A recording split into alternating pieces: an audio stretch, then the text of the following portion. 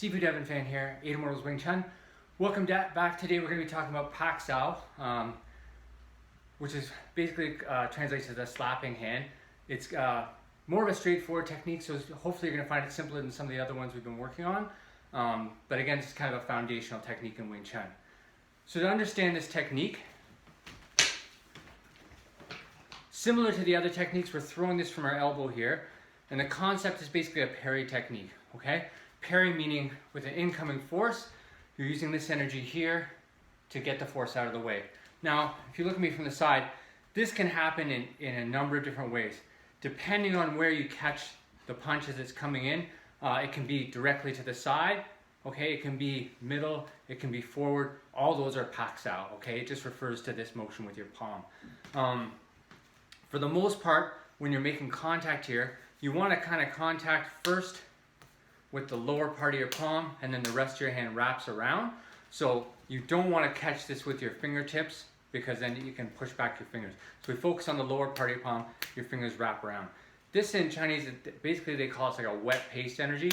You want your hand to slap around and connect like that. One thing to be conscious of, you're not trying to grab on. So I'm not trying to grab on and use my thumb here. We do that in Lap Sau, it's a pulling hand.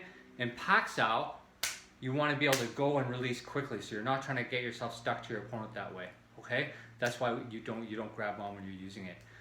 Easiest way to kind of understand the application of this technique is to see it in motion.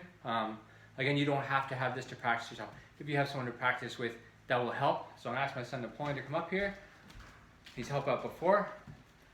So basically, basic concept, the punch comes in, a punch is coming, you're using this technique to get out of the way. I'm going to do it from the other side so you can see it as well. Punch comes in, and I'm using this Pak Sau to get it out of the way, okay? So I happen to catch it right around his elbow here. Where you catch the punch is going to depend on the kind of impact that it has on your opponent. If I can catch it here, it's have less impact on his structure, okay? The more we move up the arm, so if I'm up here, it's going to have more impact on the structure. As he throws another punch, here it will have even more, okay? You can go all the way up to basically to there to throw this motion. So when this here comes, so the punch is coming, you're going to notice what I'm also doing is I'm pivoting to get myself out of the way of the punch. For you guys, when you're doing this technique, I really want you to focus on, don't just try to use it as a static technique. So here we're going to use it, he's going to throw another punch, he's throwing a punch at me. If I just do this, okay, and I don't pivot out of the way here, if I mess this technique up, which is actually very easy to do, okay, because I'm counting on myself. If he's throwing fast, not so easy. Easily you can mess it up, okay? So if I mess this technique up and I miss, then I'm going to eat that punch when it comes in, okay? So when he throws the punch, I want to make sure, number one, I get myself out of the way. Then this is an extra if I can make contact there. It's an extra. It's not a guarantee, okay? So similarly, you're going to see, if you're interested in doing follow-up, looking at other stuff about Pak Sau, you're going to see people apply the technique this way. So he's going to throw the punch, he throws a punch, and they come in and they do a strike like this, okay? Reason I don't want you to do the technique that way is the same reason. If I mess up, in that case, I'm staying in a stationary position. I try to do this technique. If I mess up, I'm going to get hit, okay? So always protect yourself first. Always get out of the way first, and then you can apply your technique. That's what we use the pivoting for. Remember, we're always trying to be to the blind side in Wing Chun. We're never trying to stay square like that, okay? So, basic idea, punch comes in, you get out of the way, you get the punch out of the way, okay? Now, the other important thing to remember, when I apply this technique, okay, you're going to notice my elbow stays down. So looking at it from the front, my elbow stays down the whole way here. This concept in Wing Chun, Tam Sang Sao Jung, means sinking elbow protects the center. Okay, very true in this case. Why?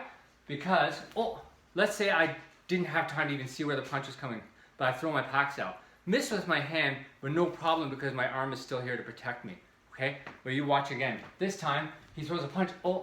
If my elbow is up high here, then only this little area here becomes my shield. He can easily come through and get the punch.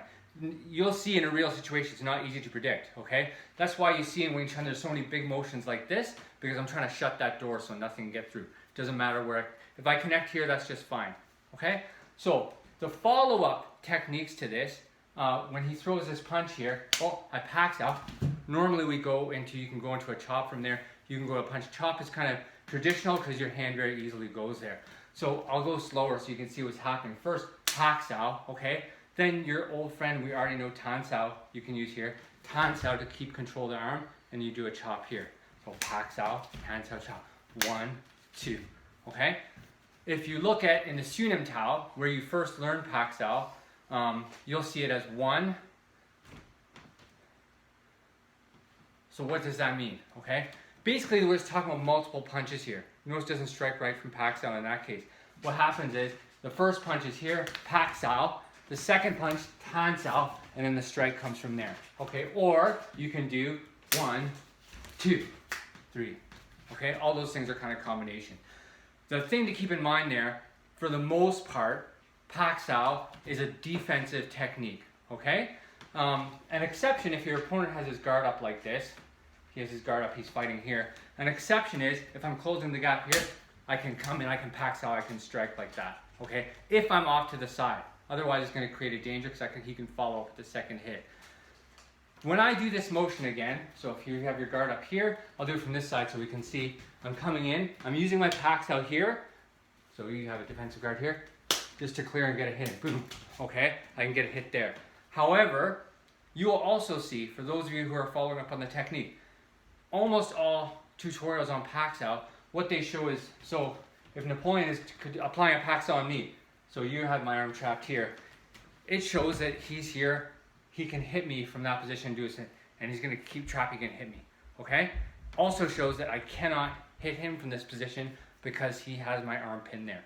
Okay? This is one of those things that falls into the category of being a fantasy technique.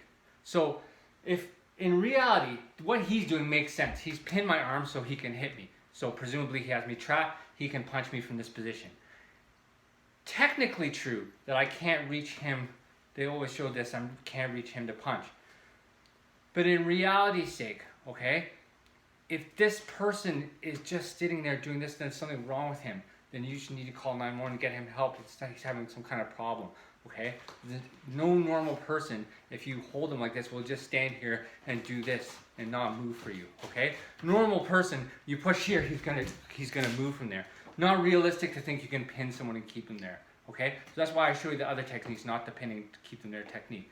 Not realistic, okay? So for you, you practice this, thank you so much. For you, when you practice this at home, just from your regular stance here, I want you to try to practice throwing to the forward, throwing to the side. So if you look at me from side view here, throwing directly to the side, throwing forward, to the side, forward. Get used to throwing in those different positions. Most important thing, okay, keep that elbow down and you're using your stance to apply this just like all the others. As you get comfortable with it, focus on, really focusing on getting your pivot, getting your pivot, getting your pivot, so you get your head out of the way.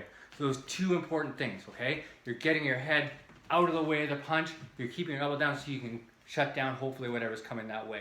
Gives you a pretty wide range there that you can shut this down in. If you feel like you're getting ahead of the game, you get really comfortable, then you can try to practice doing your Pak Sau and going into a chop from that position. Doing your Pak Sau and then going into a chop. And you can kind of see how you can put those things together. Okay? Fundamental technique, Pak Sau. So now, if you've been following with the actual hand techniques, you should have Tan Sau, you should have Bong Sau, you should have Pak Sau. There's actually some really cool drills that follow up once you know all three techniques. Okay? Stay strong, keep practicing. Immortals Wing Chun. Come back next time, we're going to learn more exciting techniques.